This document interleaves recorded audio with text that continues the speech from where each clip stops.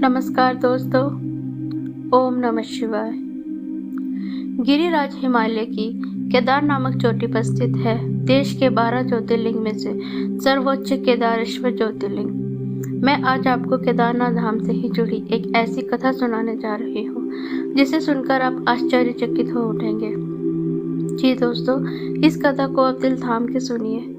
इस कथा से आप जानेंगे कि किस प्रकार भोलेनाथ अपने भक्तों के लिए समय के काल चक्र तक को रोक देते हैं। बात दरअसल उन दिनों की है जब कहीं आने जाने के लिए पैदल ही जाना पड़ता था।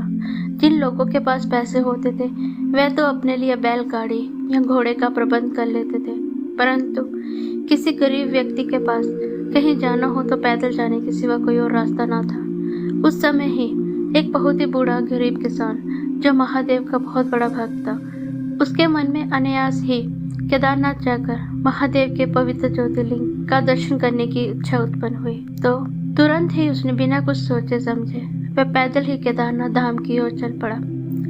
3-4 महीनों की दुर्गम पैदल यात्रा और रास्ते भर में आने वाली तमाम मुसीबतों का सामना करते हुए आखिरकार वह केदारनाथ धाम पहुंच ही गया। केदारनाथ धाम पहुंचकर, महादेव की नगरी पहुंचकर उसकी प्रसन्नता का कोई ठिकाना न था। वे ओम नमः शिवाय का जाप करते करते मंदिर के कपाट के पास पहुंचा तो संजोग से मंदिर के पंडित जी कपाट के बाहर ही उसे मिल गए। तो उसने पंडित जी को प्रणाम करते हुए कहा कि पंडित जी, मैं बहुत दूर से आया हूँ, मुझे भोलेनाथ के दर्शन करने हैं। मेरा निवेदन है, कृपया कपाट खोल दीजिए। उस समय रात होने वाली थी। पंडित जी कपाट बंद करके ही बाहर खड़े थे। उसकी बात सुनकर पंडित जी ने जो उस बूढ़े किसान से कहा, उसे सुनकर मानो उसके पैरों के तले से जमीन ही खिसक गई हो। पंडित जी ने उस किसान से कहा कि आपने आने में बड़ा विलंब कर दिया। अब तो कपाट बंद हो चुके हैं और अब ये कपाट पूरे 6 महीने के बाद ही खुलेंगे। ये सुनकर तो बूढ़ा किसान दंग रह गया। उसने बड़ी हैरानी से पूछा, ऐसा क्यों कह रहे हैं पंडित जी? तो पंडित जी ने उससे कहा कि हर साल इस समय बहुत बर्फबारी होती है, तब सर्दियों में भक्तों के लिए मंदिर में आना कठिन हो जाता है। इसीलिए हर साल इस समय मंदिर के कपाट बंद कर दिए जाते हैं और फिर 6 महीने के बाद जब गर्मियां शुरू होती हैं तब ही खुलते हैं। और अब महादेव के दर्शन करने हो तो 6 महीने के बाद ही हो पाएंगे। आप वापस घर जाइए और 6 महीने बाद आइए। तब बूढ़े किसान ने पंडित जी से कहा कि पंडित जी, मैं जब घर से निकला था तो मेरे मन में यही इच्छा थी कि अब भोलेनाथ के दर्शन करके ही घर वापस लौटूंगा और अब मैं बिना दर्शन किए घर नहीं जा सकता। तो पंडित जी बोले, जैसे तुम्हारी मर्जी। हाँ, तुम यहाँ रुककर 6 महीनों का इंतजार कर सकते हो।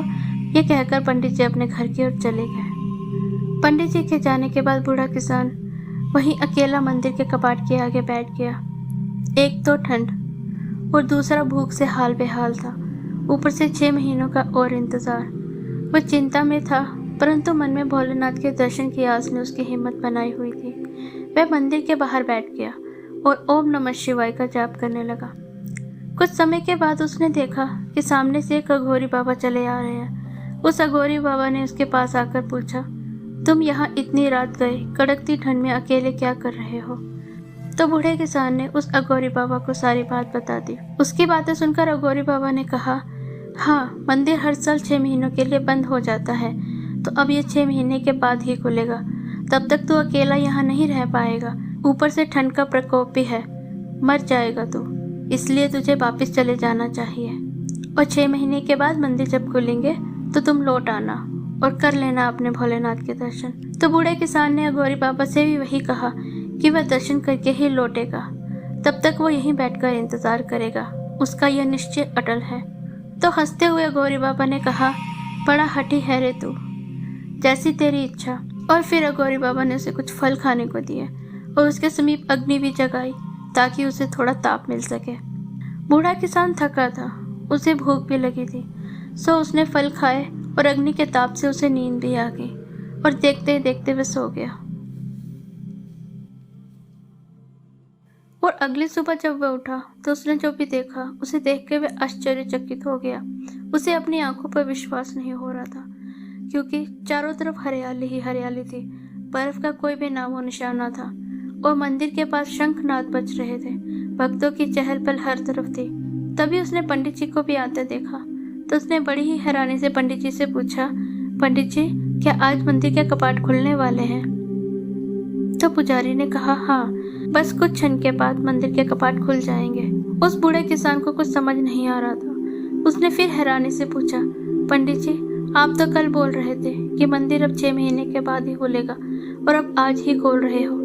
तब पंडित ने उससे कहा, क्या मूर्ख जैसी बातें कर रहे हो? आज मंदिर 6 महीने के बाद ही खुल रहा है। शायद पंडित जी ने उसे अभी तक पहचाना ना था। तब वो किसान फिर से बोला, पर कैसे? अभी कल रात को मेरी आपसे बात हुई, तब आपने ही मुझे कहा कि अब तुम 6 महीने का इंतजार करो, मंदिर के कपाट 6 महीने के बाद खुलेंगे और अब 1 रात के बाद ही खोल रहे हो। क्या 6 महीने हो गए पंडित जी? तब पंडित जी को याद आया कि वो इस व्यक्ति से 6 महीने पहले मिले थे। तब पंडित जी ने उससे कहा, हाँ, याद आया, मैं तुमसे 6 महीने पहले मिला था, पर तब सर्दियों के दिन थे। अब तो गर्मियाँ आ चुकी हैं, अब तो मंदिर भक्तों के लिए खुलने ही वाला है। तो वह किसान फिर हैरानी से बोला, पंडित जी, मैं कल रात यहाँ पे आया हूँ और आपने ही मुझे यहाँ रुकने की इजाज़त दी। तो पंडित ने कहा, ये कैसे संभव है? तुम कहना क्या चाहते हो? मुझे पूरी बात बताओ। तो बूढ़े किसान ने पुजारी को अघोरी बाबा से मिलने की सारी बात बता डाली। पंडित ने पूछा, कौन सा अघोरी बाबा? यहाँ तो कोई अघोरी बाबा नहीं है। कैसा दिखता था वो? तो बूढ़े किसान ने बताया कि बड़ी मनमोहक छवि थी उनकी, मैं कभी नहीं भूल पाऊंगा। उनके माथे पे त्रिपुंड बना था, उनकी आंखों में नूर था, उनके होठों पे मीठी मुस्कान, उनके एक हाथ में त्रिशूल और तन पे छाल थी, गले में बहुत सारी रुद्राक्ष की माला। उनकी आभा बहुत ही शोभनीय थी। मैं अपने शब्दों में वर्णन करने में असमर्थ हूँ पंडित जी। इतना सुनते ही पंडित और वहाँ जो भी उस किसान की बातें सुन रहे थे उन सबकी आंखें भर आई थी, क्योंकि शायद किसान नहीं समझ पाया था पर पंडित जी समझ गए थे।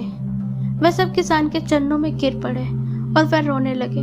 वह बोले, आप निश्चय ही बहुत पुण्य आत्मा हो, भोलेनाथ के सच्चे भक्त हो, इसीलिए स्वयं भोलेनाथ अघोरे रूप में आपको दर्शन देने आए और भोलेनाथ की कृपा से ही आपके 6 महीनों का समय 1 रात में कट गया।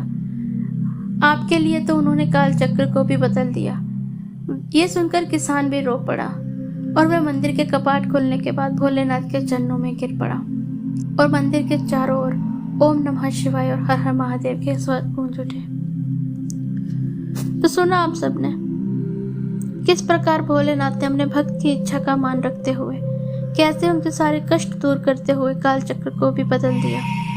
इस कथा से यही प्रमाण मिलता है, यदि हमारी भक्ति सच्ची है, निष्ठापूर्ण है, तो भगवान अपने भक्त के लिए स्वयं मंदिर से भी बाहर आ सकते हैं, उनके कष्टों को दूर करने के लिए।